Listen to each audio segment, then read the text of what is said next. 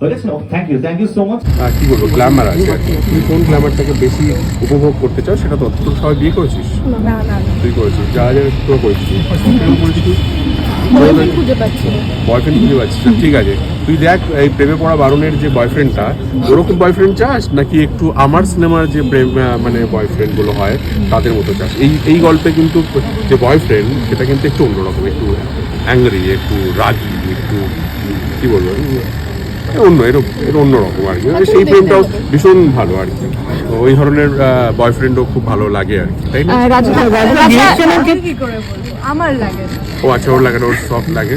এবং দেবচন্দ্রিমা খুব ভীষণ সুন্দর লাগছে তোকে দেখতে, অনিন্দকে ভীষণ সুন্দর লাগছে আর কি।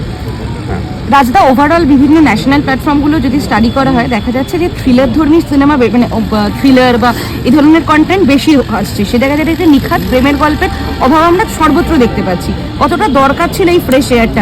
প্রেমের গল্প বলা দরকার আর কি। সবসময় এত সিরিয়াস আমাদের বেঙ্গলি কন্টেন্টের মধ্যে বড্ড সিরিয়াস, সারাক্ষণ ধরে কিছু একটা খুঁজে যাচ্ছে। কি খুঁজছে আমি জানি না, শুধু প্রেম খোঁজে, ঠিক আছে, মানে প্রেমে পড়ো, প্রেমের জন্য খোঁজাখুঁজি করো, দেন ঠিক আছে আর কি। টাকা পয়সা খোঁজো, কোথাও হার্ট লুকিয়ে রয়েছে সেটাকে খোঁজো, ঠিক আছে। বাট আমি এই গল্পটার ট্রেলারটা দেখেছি, তোমরা এখনো বেরোয়নি, রিলিজ হবে তাই তো? রিলিজ হলে বুঝতে পারবে যে এটা কেন, এটা নিয়ে আমি এক্সাইটেড এবং কেন আমি এই ওয়েব সিরিজটাকে, প্রেমে পড়া বারণ এই ওয়েব সিরিজটাকে প্রমোট করতে এসেছি, ঠিক আছে। তো এটার কারণ হচ্ছে প্রেম।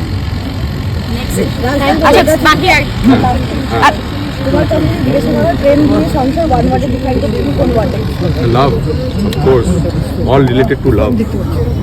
ব্যাস, বিয়ে পর বুঝতে পারবে। তোমার গল্পে রোমান্টিক ট্রিটমেন্ট খুব বেশি থাকে। যদি তোমাদের ব্যাপারে জিজ্ঞেস করে, তুমি না আমার অ্যাসিস্ট্যান্ট যেহেতু এই কাজটা করেছে আর কি, আমার অ্যাসিস্ট্যান্ট ছিল, আজকে ও ইন্ডিপেন্ডেন্ট ফিল্ম মেকার এবং আমি মনে করি যে ও সেটা বুঝিয়ে দেবে যে আমার বয়স হয়ে গেছে, আমি প্রেমের গল্প থেকে এখন ফ্যামিলি গল্প বেশি বলবো।